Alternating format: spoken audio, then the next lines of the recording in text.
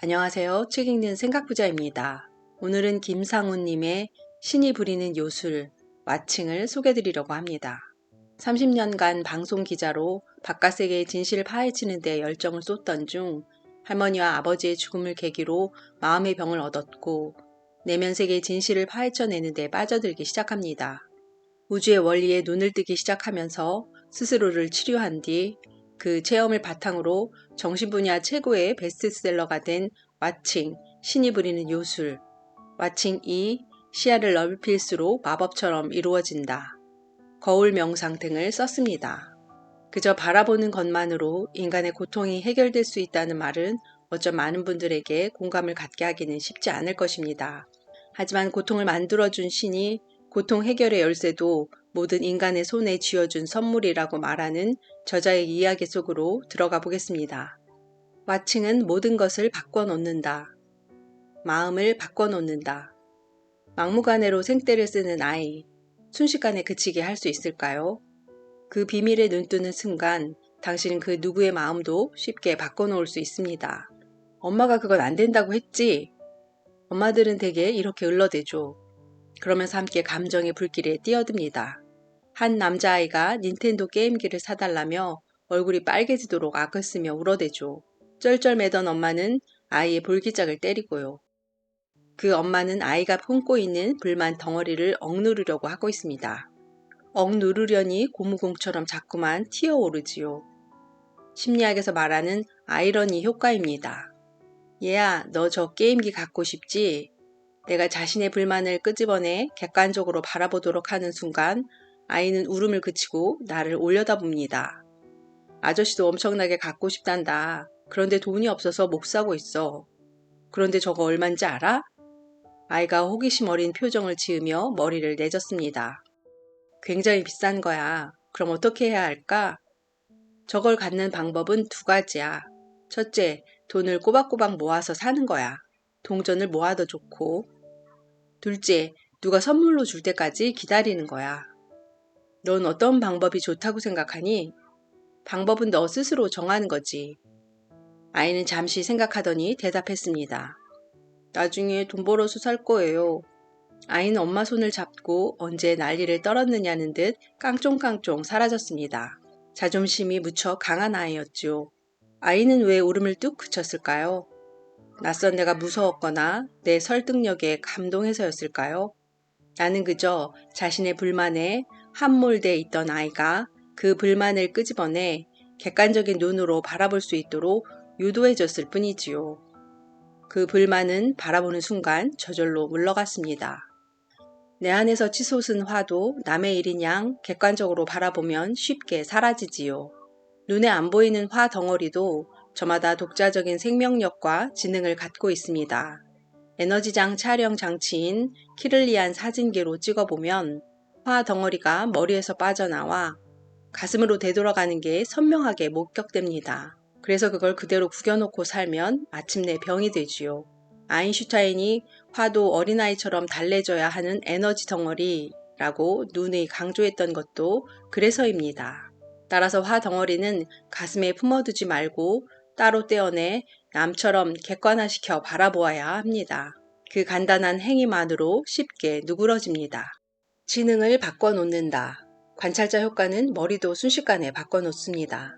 한 초등학교 교사는 성적이 형편없는 빈민지역 1학년 아이들을 학자라고 불러주기 시작했죠. 아이들이 자기 자신을 학자로 바라보도록 한 것입니다. 그는 교실에 누가 찾아오면 아이들을 학자라고 소개했죠. 또 아이들로 하여금 학자가 무슨 뜻인지 방문객에게 직접 설명해 주도록 유도했고요. 어린이 여러분, 학자가 뭐 하는 사람이라고 했죠? 학자는 새로운 걸 배우고 배움을 즐거워하는 사람입니다. 아이들은 일제히 목청 높여 이렇게 대답하고 있죠. 교사는 이런 말도 해주었습니다. 여러분은 학자예요. 그날 배운 걸 집에 가서 가족들에게 가르쳐 주세요. 학자는 남에게 가르쳐 주는 것도 좋아하지요. 공부라면 얼굴부터 돌리던 아이들이 정말 배움을 즐거움으로 여기게 됐습니다. 그리고 몇 달 후 시험을 쳐보니 아이들의 성적은 놀랍게도 벌써 2학년 수준에 도달해 있었지요. 여러분은 이제 2학년생입니다. 교사는 실제로 본방학이 되기 전에 1학년 수료식을 열어주었지요. 1년 과정을 불과 몇 달 만에 마친 아이들은 스스로를 2학년생이라고 부르며 즐거워했습니다. 그리고 1학년이 끝날 때쯤 되자 아이들의 90% 이상이 3학년 수준을 뛰어넘는 읽기 능력을 갖게 되었지요. 불과 9달 전까지만 해도 그 지역에서 가장 공부 못했던 말썽꾸러기들이 가장 공부 잘하는 우등생들로 탈바꿈한 것입니다. 미국 조지아주의 초등학교 교사였던 존스의 이야기입니다. 몸을 바꿔놓는다. 바라보는 것만으로 몸도 깜짝 변신할 수 있을까요? 예를 들어 만병의 근원인 뱃살도 바라보면 저절로 쉽게 빠져나갈까요? 저는 밤 11시쯤 동네 운동장을 걷는 습관이 있습니다. 그래서 관찰자 효과를 알고 나서는 배가 출렁이는 느낌이 들도록 일부러 빨리 걸었습니다. 그리고 걸을 때마다 이렇게 생각했죠. 내 배가 출렁거리면서 지방질이 다 빠져나가고 있어. 그렇게 30분쯤 걷다 보면 실제로 배가 텅 비어지는 느낌이 오기 시작합니다. 그런 느낌을 갖고 걸으면 기분도 좋고 기운도 더욱 솟아오르지요. 몸속을 바라본다는 건 어려운 게 아닙니다. 그냥 몸속의 움직임을 느껴본다는 뜻이지요. 움직임을 생생히 느낄수록 그만큼 제대로 바라보는 것입니다. 이런 식으로 했더니 불과 몇 주 만에 똥배가 쑥 들어갔습니다. 덕분에 지금은 허리 사이즈가 31인치 이하로 줄었지요. 그렇다고 걱정이 완전히 사라진 것은 아닙니다. 이틀 정도만 건너뛰어도 그놈의 똥배가 다시 슬금슬금 튀어나오지요. 걷기 운동을 안 할 땐 똥배를 바라보지 않게 되기 때문이지요. 물질을 바꿔놓는다. 그렇다면 사람의 몸과 마음이 아니라 음식이나 세부치 같은 물질은 어떨까요? 그런 것들도 와측만으로 원하는 대로 변화시킬 수 있을까요? 우선 우리가 매일 마시는 물부터 짚어보죠. 당신은 물을 마시며 어떤 생각을 하나요? 뭐 생각? 두뇌도 없는 물이 무슨 생각을 한다고 그래? 당신은 내 말에 이렇게 눈을 부라릴 것입니다. 하지만 놀랍게도 물은 당신의 생각을 정확하게 읽고 있죠. 당신이 무시하면 물도 당신을 무시합니다. 거꾸로 당신이 물에 감사하면 물도 더 많은 영양분을 만들어내지요. 물이 정말 그런 지능을 가지고 있을까요? 캐나다 맥길 대학의 생물학자인 그레드 교수는 여러 개의 화분에 보리씨앗을 20개씩 심어두었습니다. 그리고 물에 대한 호감도가 다른 세 사람에게 각기 물병을 나눠주고 30분간 두 손으로 잡고 있도록 했죠. 그리고 이 세 사람이 잡고 있던 물병을 수거해 여러 개의 화분에 각각 뿌려주었습니다. 그로부터 몇 주 후 파릇파릇한 보리싹들이 꽤 크게 자랐죠. 하지만 자란 높이는 각각 달랐습니다. 과연 누가 만졌던 물이 보리를 가장 많이 자라게 했을까요? 결과는 물을 좋아하는 자연주의자가 잡고 있었던 물을 뿌려준 화분의 보리가 가장 많이 자랐습니다. 두 번째는 정신병 환자지만 물을 좋아하는 사람이 잡고 있었던 물을 뿌려준 화분. 세 번째는 아무도 잡고 있지 않았던 물을 뿌려준 화분. 마지막으로 정신이 혼란한 환자가 잡고 있었던 물을 뿌려준 화분의 순이었습니다. 물에 대한 호감도와 보리의 키가 거짓말처럼 정비례했던 것이지요. 물은 자신을 긍정적으로 바라볼수록 그만큼 더 많은 영양분을 만들어내는 게 틀림없었습니다. 생각해보면 인체의 70%가 물이지요. 따라서 어떤 마음으로 물을 바라보느냐에 따라 반드시 우리의 몸도 달라지게 됩니다. 그렇다면 초콜릿은 어떨까요? 불교 숙녀들로 하여금 초콜릿 조각들을 사랑과 자비의 마음으로 각각 10초씩 바라보도록 해보았습니다. 이 초콜릿을 먹고 몸과 마음이 건강해지도록 해주십시오. 이렇게 바라본 초콜릿과 바라보지 않은 초콜릿을 사람들에게 제각기 2온스씩 먹도록 했습니다. 5일 후 그들에게 물었죠. 심신이 어떻게 달라졌나요? 어떤 사람들은 전과 비교해 기운이 10배나 넘쳐 흐른다고 대답했습니다. 아무런 변화가 없는 사람들도 있었지요. 기운이 넘쳐 흐른다는 사람들을 살펴보니 신기하게도 모두가 사랑의 감정이 담긴 초콜릿을 먹은 사람들이었죠. 그들은 닷새 만에 67%나 활력이 더 넘치게 됐다고 응답했습니다. 반면 승려들이 바라보지 않은 초콜릿을 먹은 사람들은 아무 변화가 없었고요. 프린스턴 대학의 라딘 박사가 실시한 실험입니다. 왜 바라보는 대로 변할까요? 이처럼 이 세상에 존재하는 모든 것들은 당신의 속마음을 귀신처럼 속속들이 읽어내죠. 그리고 그 속마음이 바라보는 대로 변화합니다. 물이건 음식이건 쇠붙이건 가릴 것 없이 말입니다. 그렇다면 이런 현상은 도대체 왜 일어나는 걸까요? 이런 원초적인 질문을 던져보죠. 만물은 뭐로 만들어져 있는가? 몸을 쪼개고 쪼개서 더 이상 쪼갤 수 없을 때까지 쪼개면 미립자가 나옵니다. 밥을 쪼개고 쪼개서 더 이상 쪼갤 수 없을 때까지 쪼개면 역시 미립자가 나오죠. 그럼 생각을 실은 뇌파를 더 이상 쪼갤 수 없을 때까지 쪼개면 그것도 역시 미립자입니다. 눈에 보이는 것이든 안 보이는 것이든 만물은 죄다 미립자가 최소 구성물질이지요. 그렇다면 미립자의 정체는 뭘까요? 정체가 뭐기에 사람의 마음을 그처럼 척척 읽어내는 걸까요? 비밀은 미립자에 있다. 미립자의 정체를 알기 위해 이런 상상을 해봅니다. 먼저 미립자들을 어마어마하게 부풀려 야구공만하게 확대시킵니다. 그런 다음 자동 발사기에 장전시킨 뒤 발사하지요. 중간의 벽에는 두 군데의 슬릿, 가늘고 긴 틈이 뚫려 있습니다. 당신은 거기를 향해 미립자들을 발사합니다. 그럼 미립자들은 하나씩 직선으로 날아가 두 슬릿 중 한 곳을 통과하고 그 뒤에 벽면에 부딪혀 알갱이 자국을 남깁니다. 뭐 이래? 하나도 신기하지 않아. 뻥 뚫린 구멍을 통해 야구공을 던지는 것과 뭐가 달라요? 하지만 기절초풍할 일은 당신이 자리를 비운 사이에 나타나죠. 잠시 밖에 나갔다가 돌아온 당신은 소스라치게 놀랍니다. 아니, 귀신이 고칼 노릇이 다 있네. 벽면에 알갱이가 아니라 물결 자국들이 나 있네. 당신이 바라보지 않는 사이에 자동으로 발사된 미립자들은 알갱이가 아니라 물결로 돌변해 두 슬릿을 통과한 것이죠. 따라서 슬릿 뒤 벽면에는 알갱이 자국들이 아니라 여러 개의 물결들이 서로 간섭하면서 만들어낸 자국이 남았습니다. 미립자들은 왜 이런 요술을 부리는 걸까요? 당신은 곰곰이 생각하다 무릎을 탁 칩니다. 아하, 난 미립자를 바라볼 때마다 미립자는 고체 알갱이야 라고 생각하고 있고, 그래서 미립자가 내 생각을 읽고 고체 알갱이처럼 행동하는구나. 이처럼 미립자는 당신의 속마음을 귀신처럼 읽어내지요. 거짓은 통하지 않습니다. 이상은 쉽게 풀어쓴 설명으로 실제 실험에서는 미립자의 궤적을 쫓는 입자 검출기의 설치 유무에 따라 미립자가 벽면에 남기는 패턴이 달라집니다. 이게 바로 양자 물리학 분야에서 최고 권위를 자랑하는 이스라엘의 와이즈만 과학원이 1998년에 실시한 이중슬릿 실험입니다. 세계적인 물리학 전문지 물리학 세계는 이 실험을 과학사에서 가장 아름다웠던 실험으로 선정하기도 했죠. 아인슈타인 이후 최고의 물리학자로 꼽히는 노벨 물리학 수상자 파인만 박사도 한 목소리를 냈습니다.